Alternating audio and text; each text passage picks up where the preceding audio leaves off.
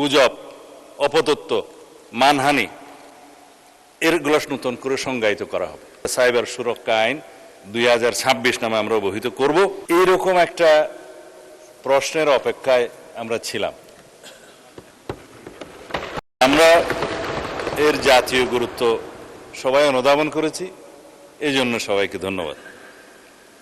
কিছুদিন যাবৎ আমরা সবাই লক্ষ্য করছি বাংলাদেশের সরকারের প্রধান, তার স্ত্রী, তার কন্যা, আমারও আছে, আমারও স্ত্রী পুত্র কন্যাকে দিয়েছে, অনেকেরই গুরুত্বপূর্ণ রাজনৈতিক ব্যক্তিত্ব এবং সমাজের গুরুত্বপূর্ণ ব্যক্তি তাদের পরিবারের সদস্যদের নিয়ে অথবা রাজনৈতিকভাবে প্রতিপক্ষ বিবেচনায় যে সমস্ত কন্টেন্ট সামাজিক যোগাযোগ মাধ্যমে, ভার্চুয়াল মিডিয়ায় প্রকাশিত হচ্ছে স্বাধীনতার নামে এবং মত প্রকাশের স্বাধীনতার নামে, সেটা আসলেই মত প্রকাশের স্বাধীনতা কিনা সেটা পুনরায় সংজ্ঞায়িত করা দরকার।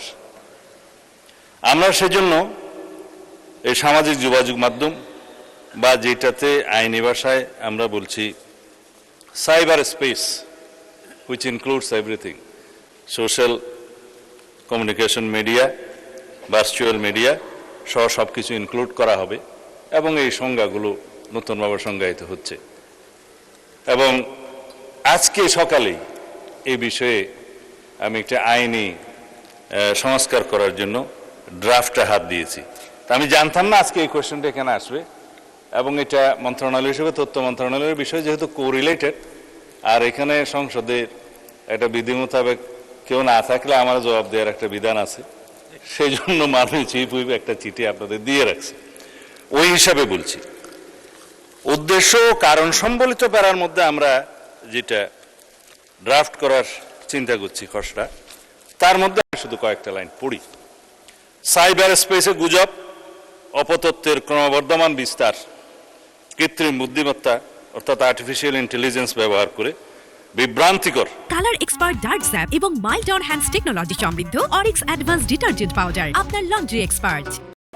অপমানকর, বিরক্তিকর ও মানহানিকর কন্টেন্ট তৈরি এবং প্রচারের প্রবণতা, সামাজিক যোগাযোগ মাধ্যমে ক্ষতিকর কন্টেন্ট দ্রুত অপসারণের প্রয়োজনীয়তা এবং আন্তর্জাতিক প্রযুক্তি প্ল্যাটফর্মের ফর্মসমূহের সাথে অধিকতর কার্যকর সমন্বয়ের জন্য সাইবার সুরক্ষা আইনের একটা সংশোধনী আনতে হবে। সেটা সাইবার সুরক্ষা আইন 2026 নামে আমরা অবহিত করব। এর কতিপয় বিধান সংশোধন আমরা করব। তার মধ্যে এই যে গুজব, অপতথ্য, মানহানি এরগুলো নতুন করে সংজ্ঞায়িত করা হবে। এছাড়া সাইবার স্পেসে এর কন্টেন্টের প্রকাশ, প্রচার প্রতিরোধের জন্য একটা নতুন ধারার শাস্তির বিধান এখানে আনা হবে। আবার আন্তর্জাতিক প্ল্যাটফর্ম, প্রযুক্তি প্ল্যাটফর্ম সমূহের সাথে কার্যকর সমন্বয় এবং সময় সীমাভিত্তিক কন্টেন্ট অপসারণ ব্যবস্থা নিশ্চিত করার জন্য আর একটা নতুন বিধি সংযোজন করা হবে। কারণ এখন আমরা রিকোয়েস্ট করি, হয়তো 6 মাস পরে সেটা অপসারণ করে নাও করতে পারে, সেজন্য এটা আনা। আর এই যে রিপোর্টকৃত কন্টেন্টের অপসারণ প্রক্রিয়া অধিকতর কার্যকর এবং জবাবদিহিতামূলক করার জন্য সেখানে বিধান আনা হবে। এবং আইন শৃঙ্খলা রক্ষাকারী বাহিনীর পাশাপাশি সরকারের নিকট থেকে ক্ষমতাপ্রাপ্ত অন্যান্য সংস্থাকেও আমরা এবং বাহিনীকেও এই সমস্ত তথ্য উপাত্ত অপসারণ, ব্লক এবং স্থানান্তর করবার জন্য আমরা ব্যবস্থা রাখব।